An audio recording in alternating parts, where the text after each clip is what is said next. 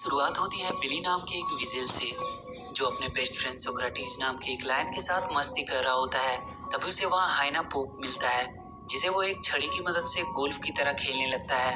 तभी वहाँ उसकी वाइफ बोनी आती है और उसे कहती है कि वो पानी लाने के लिए जाने वाला था, पर वो यहाँ टाइम पास करने में लगा हुआ है। वहाँ उस जंगल की क्वीन हाथी उनके पास आती है और कहती है कि इस साल उनकी नदियों में पानी नहीं आया है, जबकि हर साल तो इस समय तक नदियों में पानी आ जाता था। पर पता नहीं इस साल क्या हुआ। यहाँ से सीन शिफ्ट होती है और हम चार्ल्स नाम के एक चिकन को देखते हैं, जिसे कुछ ही देर में उसका शेफ डिनर में बदलने वाला होता है। पर वो किसी तरह से अपने आप को छुड़ाकर वहाँ से भाग जाता है। वो उसके शिप से बाहर कूदकर एक छोटे से बोट में आ जाता है, जहाँ उसे और भी कुछ एनिमल्स उस बोट पे मिलते हैं। उन सारे एनिमल्स को इंसानों की वजह से अपने घर को छोड़कर भागना पड़ा था। वो एक ऐसे जगह की तलाश में जा रहे होते हैं जहाँ अभी तक इंसान ना पहुंचे हों। उनमें से एक बूढ़ा टर्टल होता है, जो उन्हें बताता है कि माइग्रेटरी बर्ड से उन्हें पता चला है कि यहाँ से कुछ दूर सेवेना नाम का एक जगह है, जहाँ अभी तक इंसानों के कदम नहीं पड़े हैं। चार्ल्स उन सबसे कहता है कि वो उन सबको उस जगह तक ले जाने में उनकी मदद करेगा। इधर सेवेना की क्वीन सबसे कह रही होती है कि उनके पास खाने का स्टॉक्स भी खत्म हो रहा है और पानी के छोटे छोटे तालाब भी लगभग सूख चुके हैं, और अगर ऐसे ही हालात रहे तो उन्हें सरवाइव करना मुश्किल हो जाएगा। चार्ल्स और उसकी टीम भी सेवेना की खोज करते हुए उसके बहुत करीब पहुंच चुके थे। बिली पानी की तलाश में आगे बढ़ रहा था। उसे अपनी फैमिली के लिए पानी लेकर जाना था। वहीं कुछ दूर पे बफेलो और राइनो का ग्रुप आपस में पहले पानी पीने के लिए लड़ रहे होते हैं।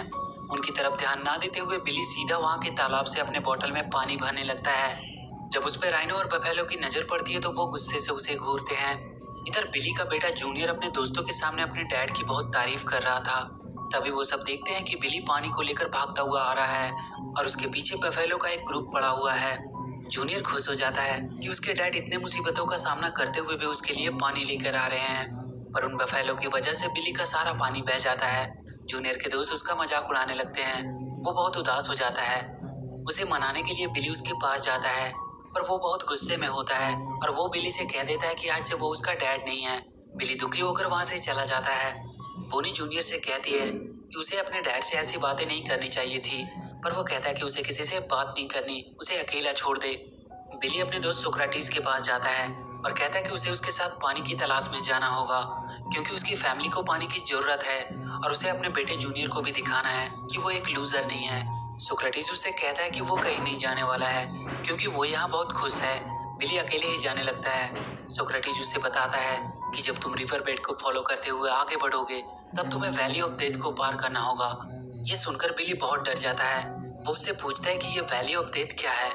सोक्रेटिस उससे कहता है कि बहुत साल पहले वो उस वैली में गया था। वहाँ बहुत ही खतरनाक जानवर रहता है, जो वहाँ आने वाले को जिंदा नहीं छोड़ता। वो कहता है कि उसे अपनी जान की परवाह है, इसलिए वो उसके साथ नहीं आ सकता। कुछ देर बाद सोक्रेटिस देखता है कि बिली अकेला ही चला गया है। बिली अपनी तलाश में आगे बढ़ने लगता है और कुछ देर बाद वो वैली के गेट के पास पहुंच जाता है। वहाँ उसे कुछ वल्चर्स मिलते हैं, जो वैली में जाने से पहले उसे वार्न करते हैं, पर फिर भी बिली हिम्मत करके वैली के अंदर चला जाता है। वो जगह उसे बहुत ही डरावना लग रहा होता है। तभी कुछ देर बाद उसे कुछ डरावनी आवाज सुनाई देती है। वो पीछे देखता है तो खुश हो जाता है, क्योंकि सोक्रेटिस था वहाँ पे। उसका डर भी अब बहुत कम हो जाता है। वो लोग जल्दी से भागकर उस वैली को पार करने लगते हैं, पर कुछ देर बाद ही बिली को वहाँ एक बड़ा सा काला तेंदुआ दिखाई देता है, जो उसकी तरफ बढ़ रहा होता है। पर अचानक से वो देखता है कि तेंदुआ डर से भागने लगा है। वो कुछ समझ नहीं पाता है। तभी वो अपने पीछे देखता है, वहाँ बड़ा सा एक पोलर बियर था, जिसकी डर की वजह से वो तेंदुआ भागा था। सोक्रेटिस भी वहाँ आ जाता है। वो लोग वहाँ चार्ल्स से और उसकी बाकी टीम से मिलते हैं। रात को वो सब वहीं आराम करते हैं। वहाँ सोक्रेटिस बिली को बताता है कि कई साल पहले वो अपने भाई के साथ इस वैली में आया था, पर अचानक से किसी ने उसके भाई को मार दिया। उसने उस दिन वहाँ एक अलग क्रिएचर को देखा, जिसे इंसान कहते हैं। सुबह चार्ल्स सबको उठाता है। वो बियर उनसे कहता है कि अब वो और कहीं नहीं जा सकता, क्योंकि वो बहुत ज्यादा थक चुका है।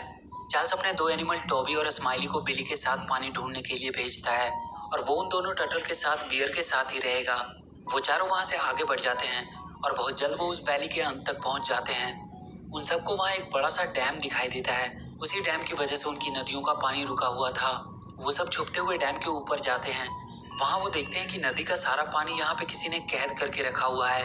वहीं डैम के पास एक ईडन पैराडाइज नाम का होटल था, जहाँ आज बहुत से देश के लोग क्लाइमेट चेंज की मीटिंग अटेंड करने के लिए आने वाले थे। उस होटल का मालिक वहाँ आए हुए डेलीगेट्स को अपने होटल में अपना पालतू मंकी टोटो से उनका वेलकम कराता है। इधर एक वाटर बोट के सहारे वो चारों एनिमल होटल तक पहुंच जाते हैं।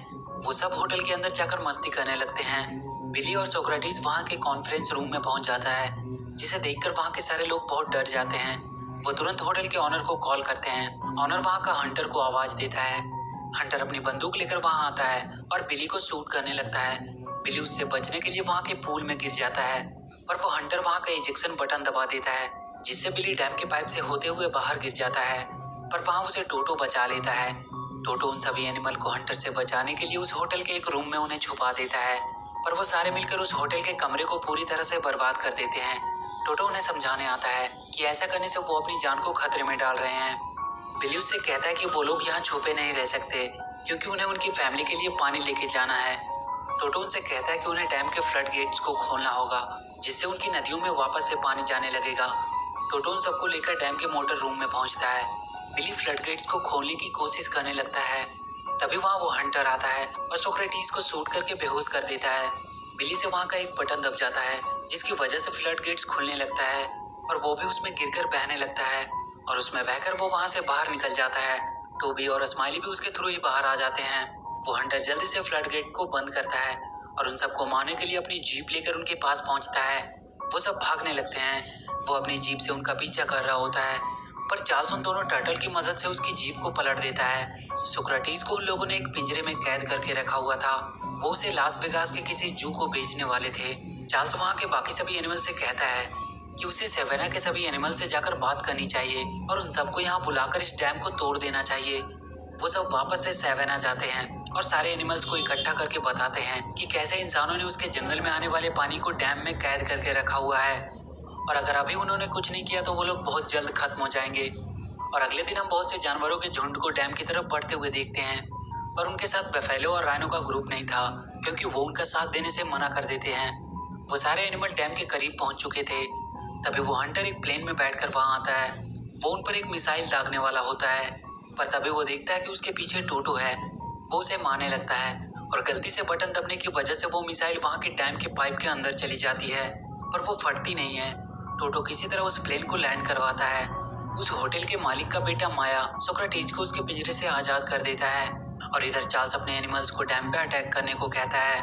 सब अपनी पूरी ताकत के साथ डैम को तोड़ने की कोशिश करने लगते हैं। तभी वो देखते हैं कि बफेलो और राइनो की टीम उनकी मदद के लिए आई है। वो सारे उस डैम को तोड़ने लगते हैं। डैम अब थोड़ा सा हिलने लगा था, पर इतना काफी नहीं था। तभी बिली को वहाँ एक हाइना पोप दिखाई देता है। वो तुरंत एक लकड़ी के डंडे से उसे गोल्फ की तरह ही शॉट मारता है और वो सीधा जाकर के डैम के होल में उस मिसाइल को लगती है और वो फट जाती है। डैम अब टूटने लगता है। उसमें से पानी की फुहारें आने लगती है और फाइनली पूरा डैम टूट जाता है। सारे जानवर उसमें बहकर जंगल की तरफ जाने लगते हैं। सोक्रेटिस भी बिली के पास आ चुका था और उस दिन के बाद सेवेना में कभी पानी की कमी नहीं हुई। सारे जानवर वहाँ खुशी खुशी रहने लगे। माया और उसके डैड भी ये देखकर खुश थे। और इसी के साथ ये मूवी यहीं खत्म हो जाती है। तो वीडियो